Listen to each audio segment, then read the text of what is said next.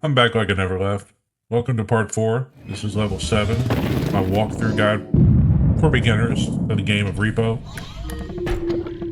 If you've watched some or all of my previous videos in this current walkthrough guide, then you know that the videos have been a little long, and at the end of each video, I've listed out some specific bullet points to consider from the gameplay.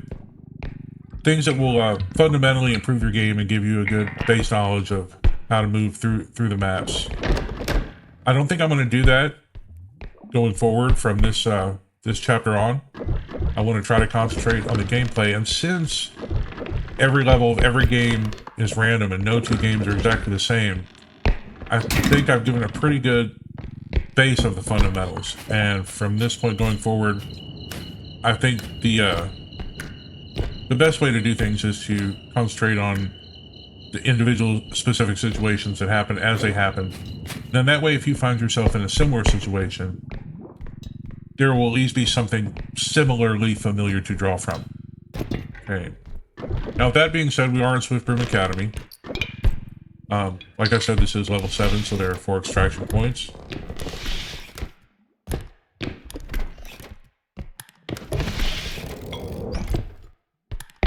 My upgrades aren't super great yet, but we are getting there. I don't have as many strength upgrades as I would like to have for being on level 7.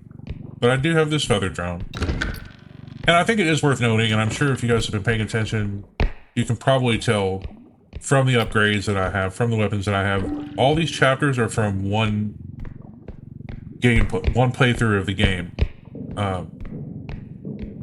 Don't get me wrong, I die and have to start over all the time. But this particular game that I'm playing through and making these videos for, it's one consistent playthrough. So there is that. I just thought that was kind of important for the continuity of this guide. It would be, in my opinion, kind of a cheat if I died and started over and like my whole setup and inventory was different and everything was... It just doesn't seem like that would be the right way to put a guide like this together. Alright, so here comes the Huntsman. We have a reasonable weapons kit, so I'm not worried. And we're not so far in the game that there are a ton of monsters on the map yet. The Shadow Child guy that just popped up behind me, I have this frying pan, so I can stun him and throw him down in this pit. You'll see that I was very careful to put down the orb gently from the Huntsman before I bothered messing with the Shadow Child. So that's all about just spatial awareness. Be around what's going on around you. I knew that once the Shadow Child popped up there, he would be there for a minute. He wasn't going anywhere. So I could take my time being very careful setting the orb down and not damaging it. Things like that are a good fundamental to know for sure. Spatial awareness in this game is just crucial to begin with. This specific room on this specific map might be my favorite room in the entire game. Because of these four pits, and because of this table in the middle, you have so many different ways to kill the monsters, and the table gives you so many different ways to hide, to duck away, to evade, and to attack from different angles. Now, if you aren't really familiar with the layout, like literally step by step in that room, those pits can present a problem for you if you follow them. But if you know the room, you know how to move through it, you can really take on like so many monsters with no problem inside it.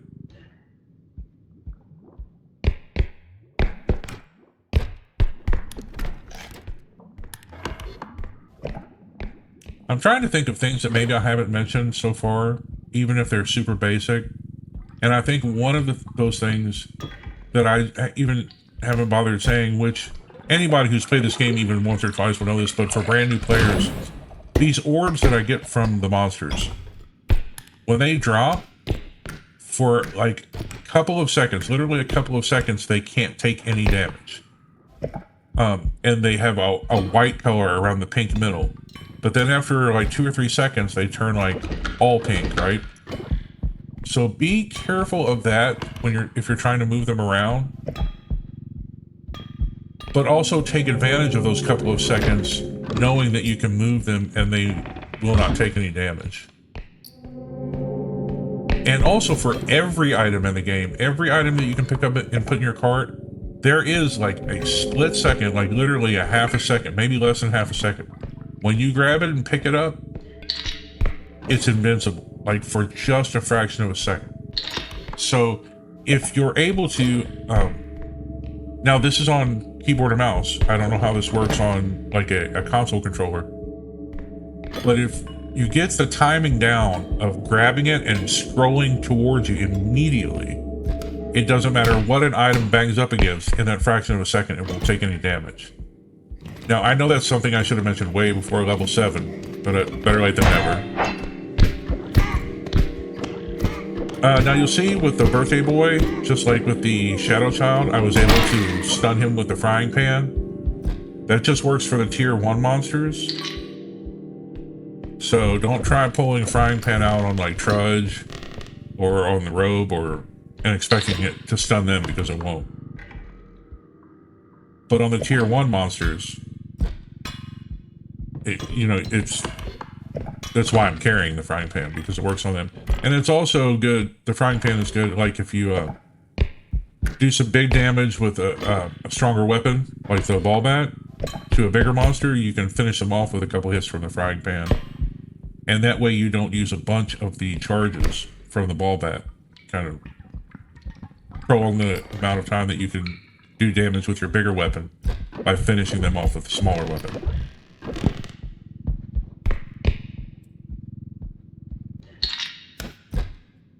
I don't have any extra jump upgrades yet, but later on in the guide, when I do have some, you can see these kind of balconies with the doors on them that are like higher up in this room. You'll see areas like that a lot, especially in Switch Room Academy. If you have a couple of extra jump upgrades, you can get up in those balconies, and a lot of the times you can find like items. So that's a good way to increase the amount that you extract, is by getting up there and getting items that you otherwise wouldn't be able to get to. But I can't get there yet, so I'm not worried about it.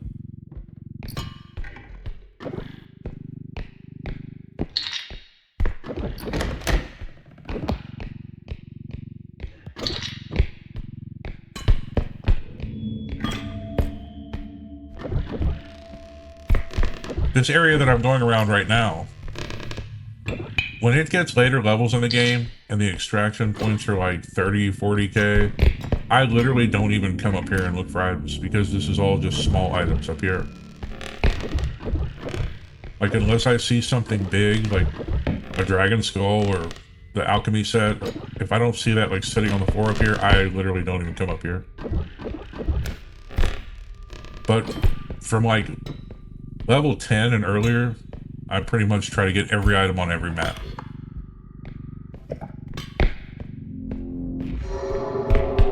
Alright, we got a bow tie.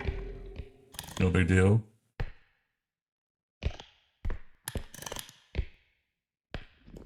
We'll see which way he's going, then make my moves from there. Got the hidden. I just dropped my ball bat. That's okay.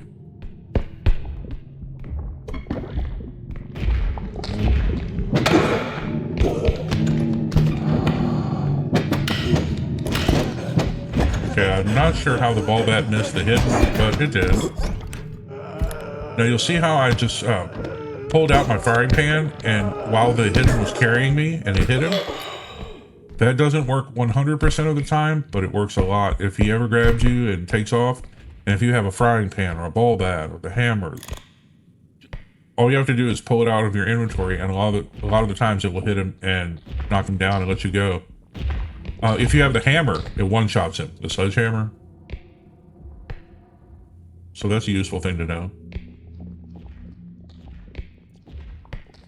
Going to play a sneaky game of hide and seek with the bow tie, I think.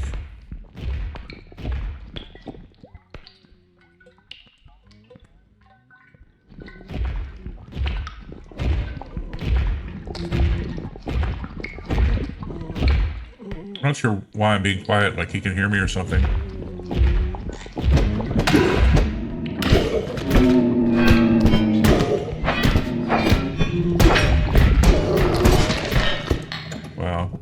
Now, he did do 5 HP worth of damage to me there when he blew his wind out or whatever. But that's just because I missed a whole bunch of times with my frying pan. Now, I dropped my ball bat there on accident, but I would have... That's what I was talking about a minute ago. That was an example where after I hit him with the ball bat, I was going to pull out my frying pan to try to finish him off anyway.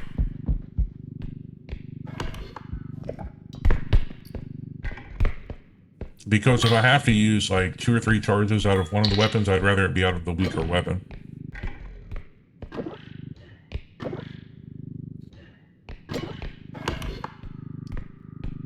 This is a super nitpicky tip, and I'm not really in that spot right now. You'll see it definitely later on in further levels of my guide. When you get to a point when you're carrying a bunch of orbs for monsters you've killed, which you will want to get in the habit of putting the bigger orbs on the bottom level. Because a lot of times you'll be stacking up different size orbs, and they get really tricky to balance without them spilling over the edge and breaking on the floor. But if you have them stacked up like a layer of the big ones and then the next size and then the next size smaller after that, they balance better that way. I mean, there's no like perfect method or formula, but that's what I found to be the least risky way to stack them up when it's just a bunch of orbs.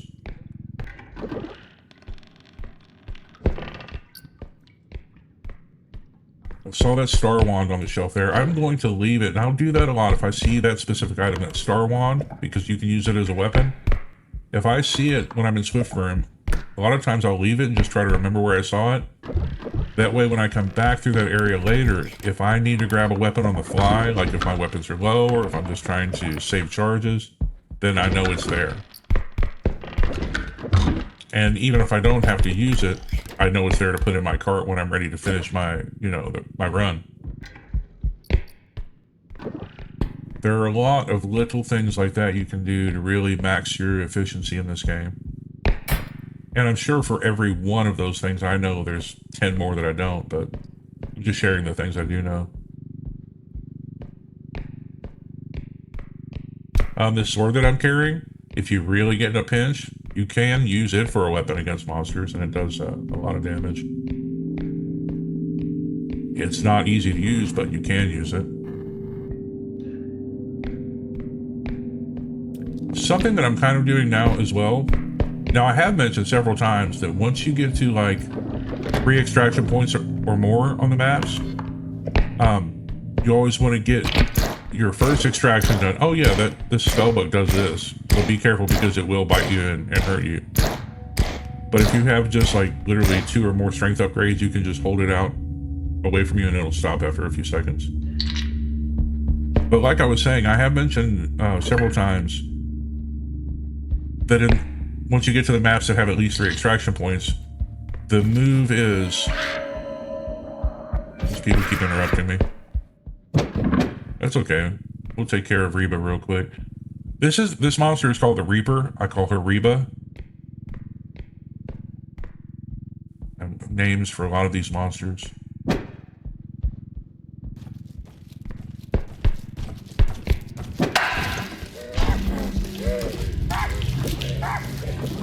See, like right there, I did my first like damage to her with a bat. Then while she was stun locked, I did some like grabber damage.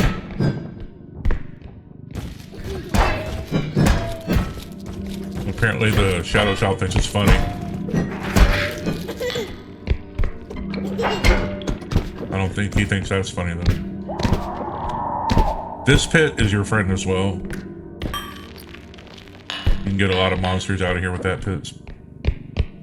Okay, so for the 3rd time, I've mentioned several times before. Oh, jeez.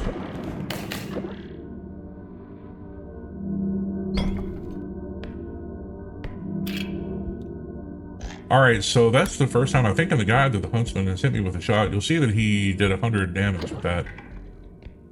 I didn't even know he was there. So he was able to just kind of point blank me. That's okay. I always found it odd that even though the huntsman is blind, you can stun him with a flashbang, but I'm not complaining. Alright, so we took care of that. And I don't get too spooked if I take damage, really. Like, specifically once I get, like, 200 HP or above. Because, like, in this spot, I took 100 damage, but I'm still at 165, so even if I were to take another shot, it couldn't kill me. So that doesn't mean I get, like, super reckless. But if I'm being honest, the more health that I have, the more reckless I get. I just take more chances, I think. Alright, so hopefully for the last time, what I was saying about the extractions. When there are 3 or more of them on a map, the move is to, you know, get as much value as you can out of the first extraction, obviously. And then when you get the money bag from that extraction, you don't immediately clear the second extraction point, the next closest one to you. You go to that extraction point, you leave the money bag from the first at the second, and then you clear out the farther ones. That way, when you only have one extraction point left to end the map, once you do it, you're as close as possible to the truck to get out of the level, right? So I say all that to say that more and more often when the maps get bigger and when there becomes a higher number of larger items, a lot of times while I'm out collecting items for my first extraction, I will go ahead and move those larger items to the other farther away extraction points. Because even though it takes... Oh, I left this sword here. That's okay. Because doing that, even though it takes longer to get the first extraction cleared than it would if I didn't, overall, it makes the entire play of the map take less time. Because these things that I would have to move individually later are already set up and waiting for me to get there. So I hope that's a helpful tip. And a lot of the times I will spend probably minutes that I really don't have to, like greeting like tons and tons of the smaller items, or spending time invested in fights that maybe I don't need to be in and I take too long with them. So in doing those other things that shave time off, I feel like, or at least I tell myself, it kind of balances it out.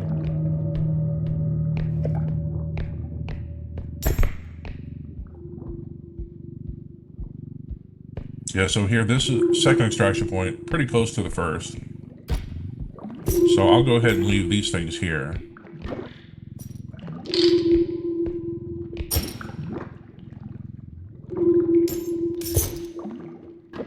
You want to be careful setting the sword down. Oh, I hear the birthday boy.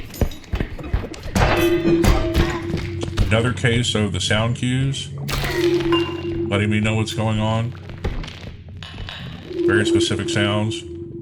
Just have to recognize them and react. I'm not sure why he was charging at me because I didn't break... Or did I break one of his balloons earlier? Seems like that was a long time ago. No, but I already killed him. I already fought him and killed him then. I'm just assuming that somewhere on the map, another monster broke one of his balloons. And he came running at me. Because no matter where you are on the map, if one of his balloons break, he comes running after you. So. Now I know this star wand is still here. I'm just gonna let it stay there. No, let's go ahead and get it. Because although I don't necessarily need it,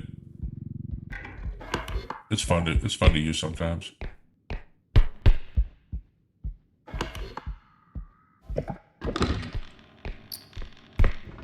Okay, we've got a dragon skull here. Quick thing about the dragon skull, it is one of the biggest and heaviest items in the game. Pretty sure I said that in one of my earlier chapters where we were at Swiftbrim. And although I don't have enough strength upgrades to move it around easily, I have that feather drone, so it's no problem at all.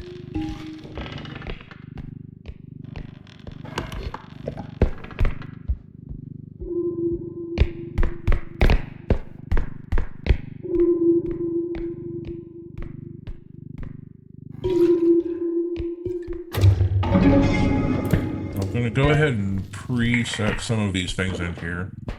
The extraction quota, you see at the top right, 17,558.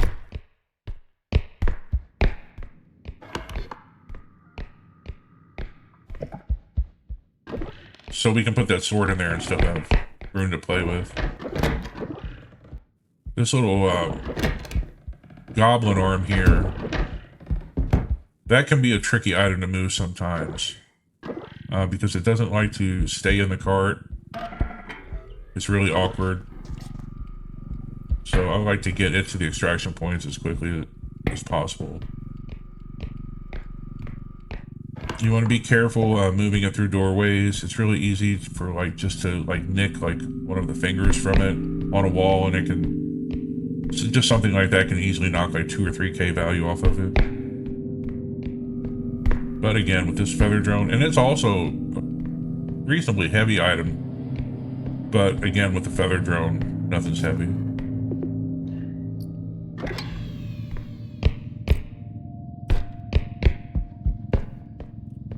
Okay, there's the hidden again. If you don't already know this by now, this guy, you can't see him, but he tells on himself with his footprints, and he makes some very weird, very questionable breathing noises. So when you hear that, you know he's close.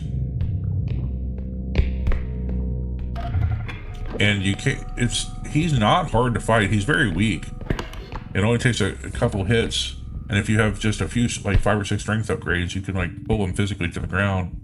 And it only takes like 2 or 3 hits to kill him.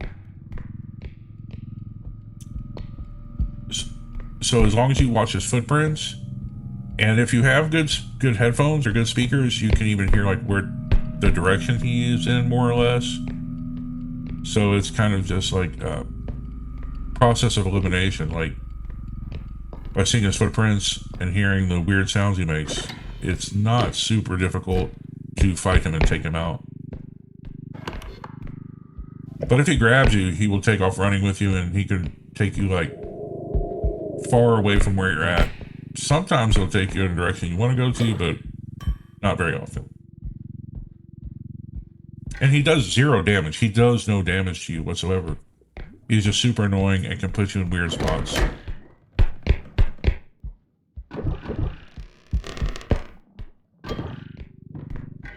I had a situation in a game I played just in the last few days where he caused me to drop an entire cart that I had just extracted. It had a money bag with like 40K in it.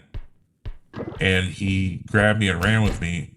And in doing so, he pushed my cart into a pit. So I lost like literally the entire cart with a money bag in it.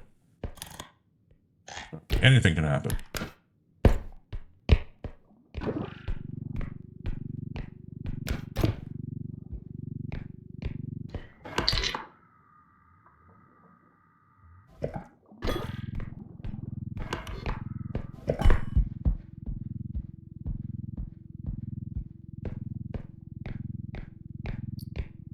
Not too much going on this map as far as monster activity. I mean, you know, we've seen some monsters. We gotten in some fights, but nothing like high traffic. Like no like 2 or 3 or 4 monsters at the same time, really. Which kind of makes me wonder when that's going to happen.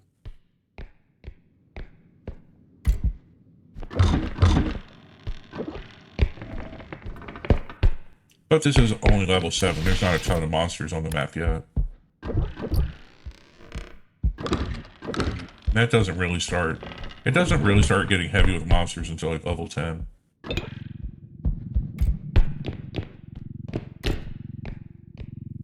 I don't know. I can't even say that. That's just when it starts getting like active. I'd say level 20, in my opinion, is when it starts getting heavy. Like when I find myself that I have to really be concerned about, okay, do I have enough charges? Do I have enough energy crystals? Things like that.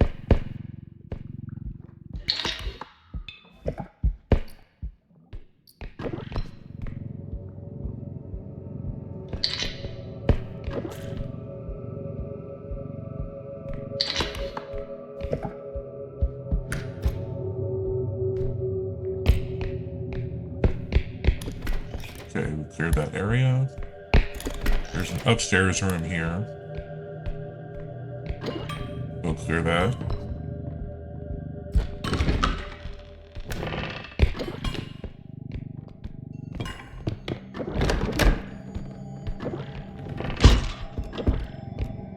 Now you see how I broke that door off? This is how you get up to this second, like, loft level without extra jump upgrades. Oh, you know what? I just thought about, I could have hooked the feather drone to myself and jumped up here. That is a thing you can do. But I didn't think about it until I was literally already up there. Yeah, things like the feather... I'm not going to mess with that Shadow Child. Things like the feather drone, if you ever see there's like an anti-gravity drone, you can use those on yourself. I just didn't even think to mess around with it right there.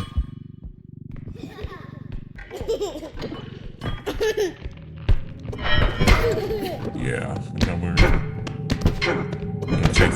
take this guy for a ride. Now I just hit him the second time with a frying pan to make sure he stayed stunned long enough that I could throw him in there.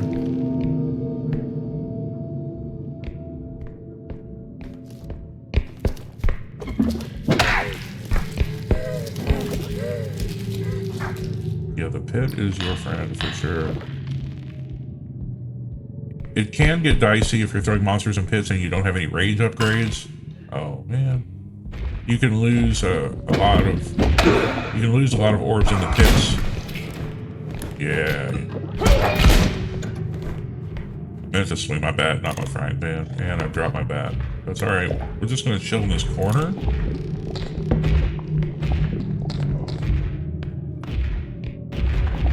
Yeah, let this guy do his thing. Reset. There we go. Now that time I heard the click from the huntsman's gun. And it was just like a reflex at that point. I knew to duck. And that's the only reason that shot missed me.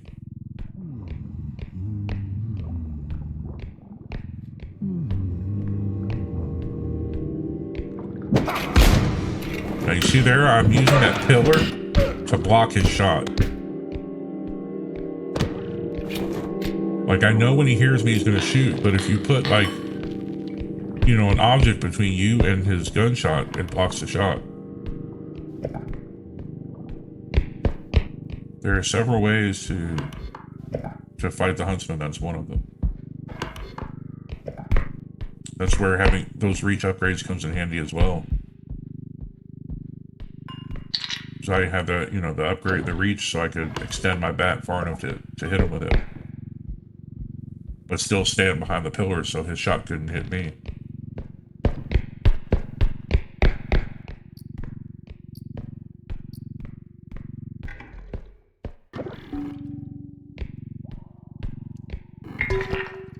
Now with that extract quota, oh, I think I damaged that a little bit, didn't I? That arm makes a weird squishy sound, and I'm not sure if I took value off of it or not. But yeah, with the quota at 17,500, I would like to hit like at least 180k, like total cash out for the whole level. But we'll see.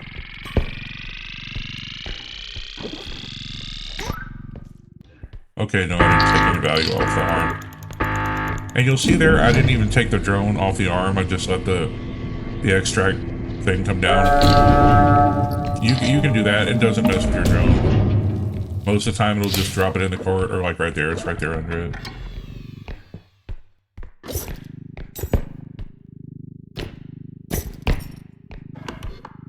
Little tiny thing. You see when I came down from that elevated area, I let the cart go all the way down, but my character, I landed first on like the top of a lamp, and then kind of went down to the floor. I'm not 1,000%, but I think if you just go all the way down without hitting that lamp first, you take damage. So that's why I do that.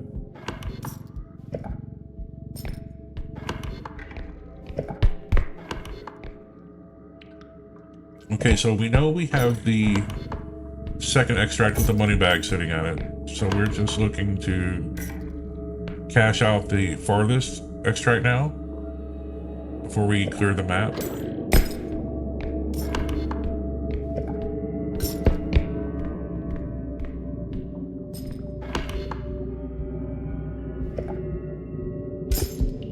Okay, here we go. Sometimes I do lose my sense of direction on these maps.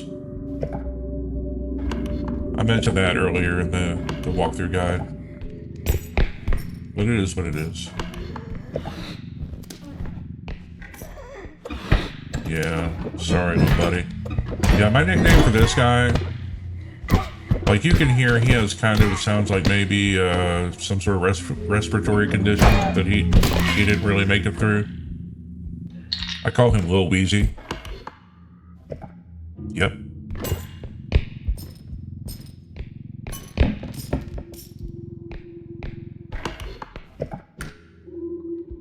Double check. Yeah, there's stuff up there.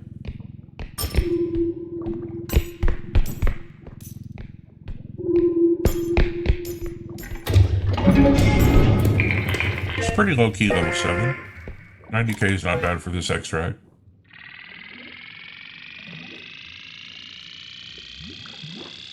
You'll see me crouching here and my health going back up. Another little useful thing to know.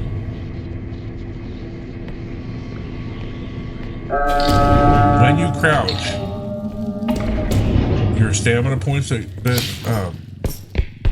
replenish, they replenish faster.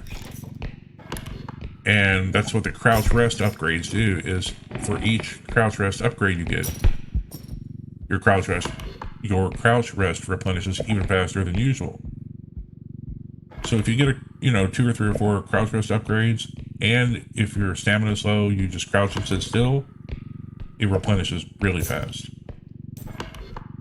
Which can be very, very helpful if you're trying to move around fast, fighting multiple monsters or trying to get away, or just trying to get to the truck at the end of the map.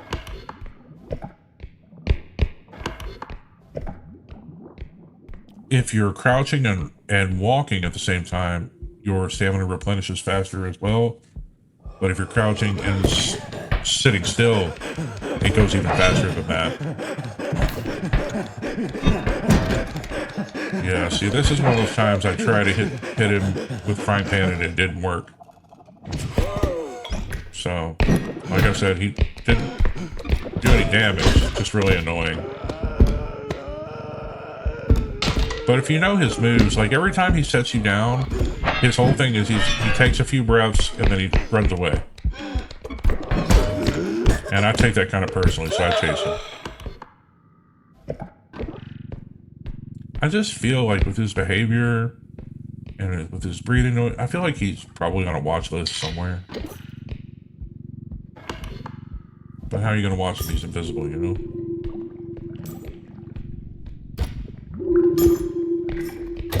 Alright, so this is going to be the last extract for this level. Get him in and get on out.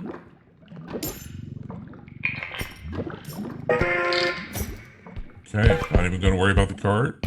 We're just going to get back to the truck and get on out of here. Now, that's how you do it. As you can see, it hasn't even started counting the money yet. Just going to charge everything up. We're going to start the engine. 199k is not bad. I'll see you guys in the next one. Thanks for watching. Peace.